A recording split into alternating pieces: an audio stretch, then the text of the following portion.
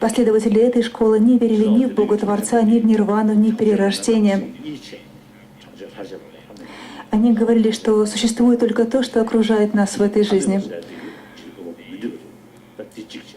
Последователи этой школы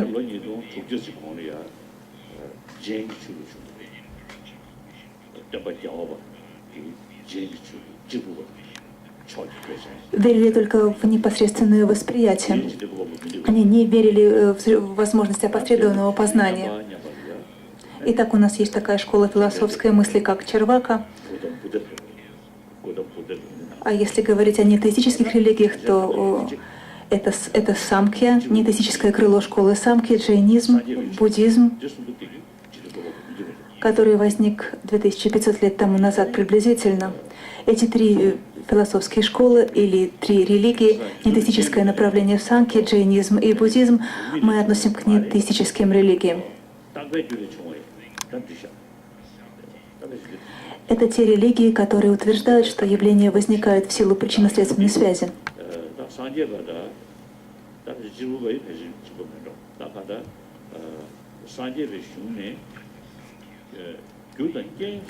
Нетеистическое направление в школе самkhya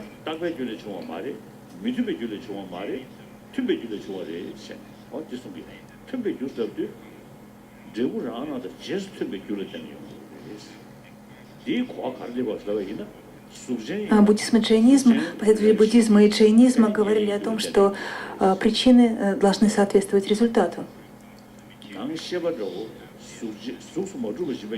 Например, у материальных явлений должна быть субстанциональная причина, и такой субстанциональной причиной будет материя, а у сознания будет субстанциональной причиной, и сознания будет сознание.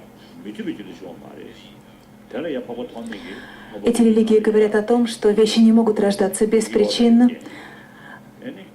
они могут рождаться из причины, не соответствующей результатам, и не могут рождаться из постоянной причины. Наставник Асанга приводил три характеристики вещей. Первое, явления порождаются из причин, которые обладают изменчивой природой.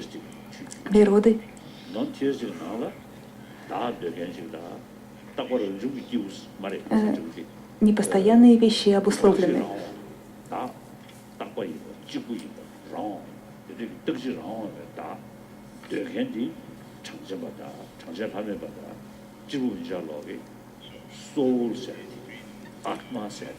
Среди трех нетеистических религий или школ философской мысли, первые две, нетеистическое направление в самkhya и джайнизм, верили в существование души.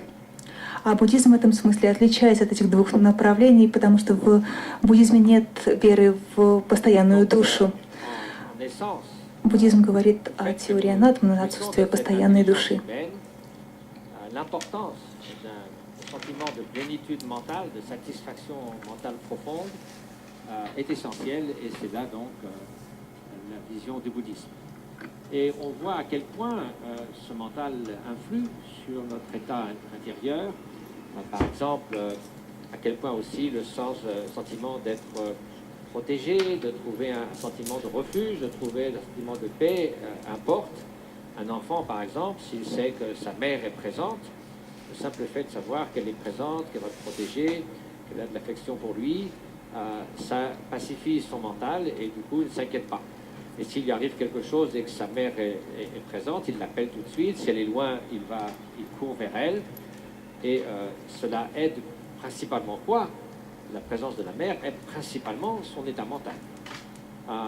De la même façon, j'ai rencontré récemment un théologien allemand qui disait que lorsqu'on parle de religion, il y a deux aspects, l'aspect de la foi, l'aspect de la confiance, mais aussi l'aspect d'une foi qui est basée sur la raison, sur la compréhension des choses. Et celle-là est, disons, plus profonde, plus utile.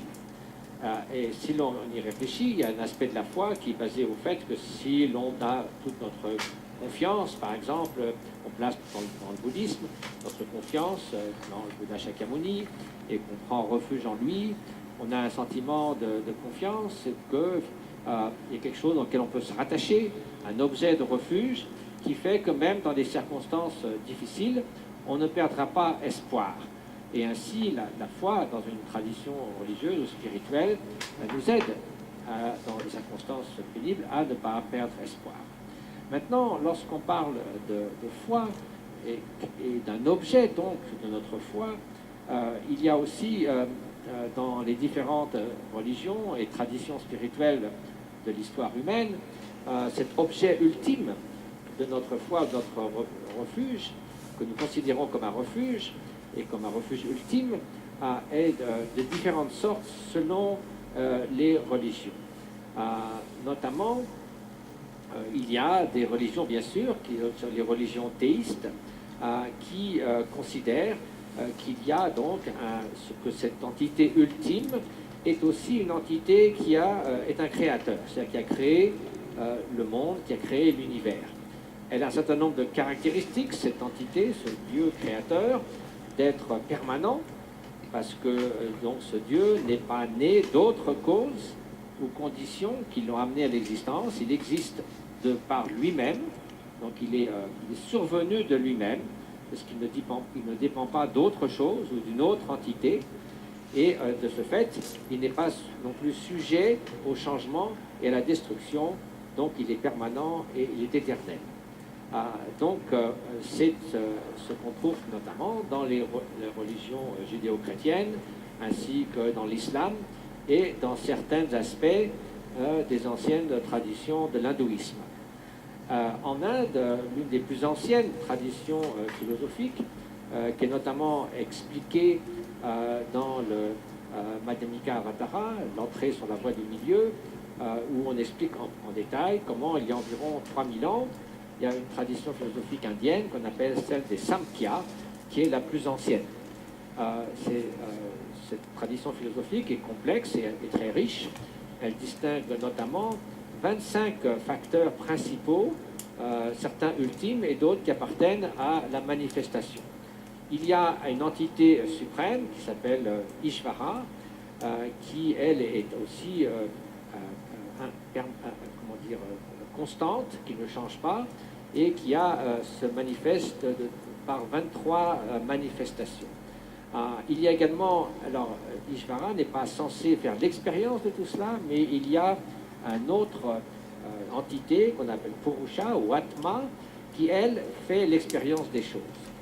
Et donc, cet ensemble fait que nous autres faisons l'expérience de joie et de souffrance. Et dans cette philosophie, ce qu'on appelle la libération, c'est peu à peu de reconnaître que nos sensations de plaisir et de douleur, finalement, sont des manifestations de cette entité suprême, et ne sont des manifestations relatives et conventionnelles, mais qu'elles émanent toutes de cet Ishvara suprême. Et de ce fait, lorsqu'on réalise cela, eh bien, on se dissout par cette réalisation spirituelle dans Ishvara, et on n'en est plus séparé, et c'est ce que dans le Shakya on appelle la libération. Donc c'est une tradition qui n'envisage pas un Dieu créateur, mais une entité suprême, ou Atman, le soi suprême, qui existe en elle-même, qui est absolue, qui est permanente, et dans lequel on peut se dissoudre, ce qui est la fin de l'existence de souffrance. Mais en Inde également, la plus ancienne tradition matérialiste, celle des Charvakas, il existait déjà à l'époque une tradition complètement athée et matérialiste qui disait que les choses sont simplement ce qu'on peut voir, il n'y a strictement rien d'autre que ce qu'on voit tous les jours, il n'y a certainement pas d'entité de choses transcendantes, il n'y a pas de dharma, il n'y a pas d'existence passée et future, tout naît de la matière, et donc cette vision matérialiste existait déjà aussi il y a 3000 ans. Puis vers 2600 ans est apparue la tradition Jain en Inde, sous l'inspiration de Mahavira, qui lui a été un des premiers à nier l'existence d'un créateur, à dire que les choses se produisent suivant les lois de cause à effet. Un tout petit peu plus tard, une cinquantaine d'années plus tard, est venu donc le Bouddha Gautama, le Bouddha Shakyamuni, qui aussi à expliquer le monde des phénomènes, non pas comme étant le produit d'un créateur, mais comme étant le résultat de la production interdépendante par cause et effet de tous les phénomènes. Et principalement, son enseignement, c'était que les choses, d'une part, ne peuvent pas naître sans aucune cause, donc de rien, surgir du néant. Elles ne peuvent pas naître non plus d'une cause permanente, comme un Dieu créateur permanent, et elles ne peuvent pas naître non plus d'une cause qui ne soit pas en harmonie avec le résultat de cette cause. Donc il y a trois choses principales. Les choses ne naissent pas sans cause, d'une cause permanente ou d'une cause qui n'a rien à voir avec les faits. Et donc ça, c'est le fondement de l'enseignement du Bouddha. De ce fait, si on considère le troisième facteur, le fait que la cause et les faits doivent avoir une nature similaire, ça veut dire que les phénomènes matériels, qui sont faits d'éléments matériels, leur état présent est le résultat d'un état précédent qui était de la même nature, c'est-à-dire matériel. Par contre, les phénomènes mentaux qui ont à voir avec la conscience, un instant de conscience présent est dû à une cause qui l'a immédiatement précédée, qui est aussi de la même nature, c'est-à-dire d'une nature consciente. Et donc cet ensemble de causes et de circonstances permet ainsi de distinguer les phénomènes qui sont purement de l'ordre matériel et ceux qui sont de l'ordre de l'expérience, c'est-à-dire de la conscience. Donc en gros, il y avait trois traditions non théistes, à savoir le matérialisme des Shravakas, les Jains et le bouddhisme.